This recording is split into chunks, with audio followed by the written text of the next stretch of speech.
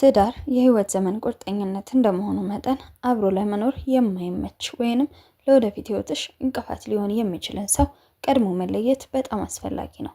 አንድ ወንድ ለትዳር ዝግጁ አለመሆኑን ወይንም ለትዳር የማይሆን መሆኑን የሚያሳዩሽን ዋና ዋና ምልክቶች እንመልከት። ለቻናላችን አዲስ ከሆናችሁ ሰብስክራይብ ማድረግ እንዳትረሱ። ቪዲዮ እንደምትወዱት ስለማልጠራጠር ላይክ በማድረግ ጀምሩ። ወደ ቪዲዮ።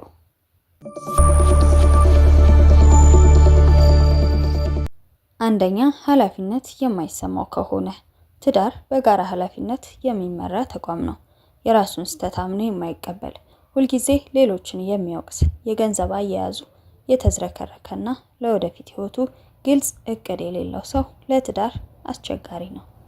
ሁለተኛ፣ ከመጠን በላይ ለቤተሰቦቹ ጥገኛ የሆነ ሰው። ቤተሰብን መውደድና ማክበር መልካም ቢሆንም በሁሉም ውሳኔዎች ላይ እናቱን ወይንም ደግሞ ቤተሰቦቹን የሚያማክርና የእነርሱን ቃል ከትዳር አጋሩ በላይ የሚያስቀድም ከሆነ በትዳር ውስጥ የአንቺን ድምፅ አይሰማም። የምትሆንም ለማድረግ ፈጽሞ ፈቃደኛ ላይሆን ይችላል። ሶስተኛ፣ ለውጥን የማይቀበልና ግትር የሆነ እኔ እንዲህ ነኝ ካልወደድሽኝ ተይኝ የሚል አይነት አስተሳሰብ ያለው ወንድ ለትዳር አይሆንም። ትዳር የሁለት ሰዎች ስምምነት እንጂ የአንድ ሰው አምባገነንነት አይደለም። መለዋወጥና መለማመድ የማይችል ሰው ትዳርን ይረብሸዋል። አራተኛ፣ ስሜታዊ በሳልነት የሌለው ሰው።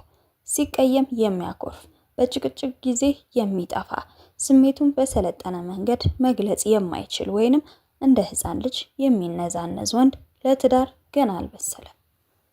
አምስተኛ፣ በራስ የመተማመን ችግር ያለበት፣ በጣም የሚቀና፣ ስልክሽን የሚፈትሽ፣ ከጓደኞችና ከቤተሰቦች ጋር እንድትራራቂ የሚያደርግና የአንቺን ስኬት እንደ ስጋት የሚያይ ወንድ የትዳር አጋር ሳይሆን ጠባቂ ነው የሚሆነው።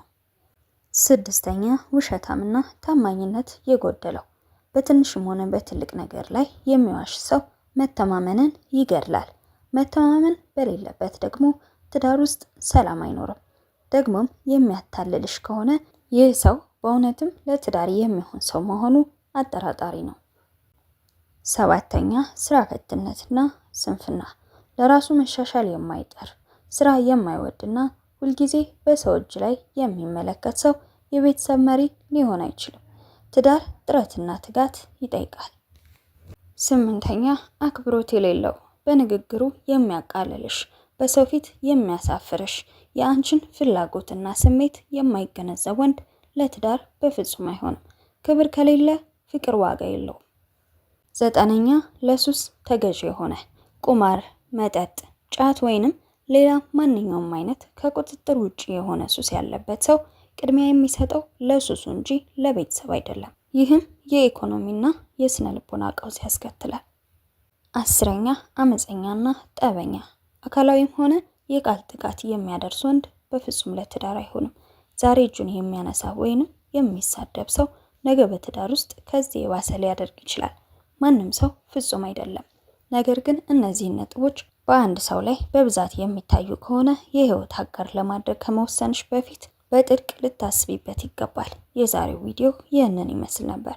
በቪዲዮ ላይ ያላችሁን አስተያየት ኮሜንት ሴክሽን ላይ አስቀምጡልኝ። ቀጣይ በሌላ ቪዲዮ እስክንገናኝ ሰላም ሁኑ።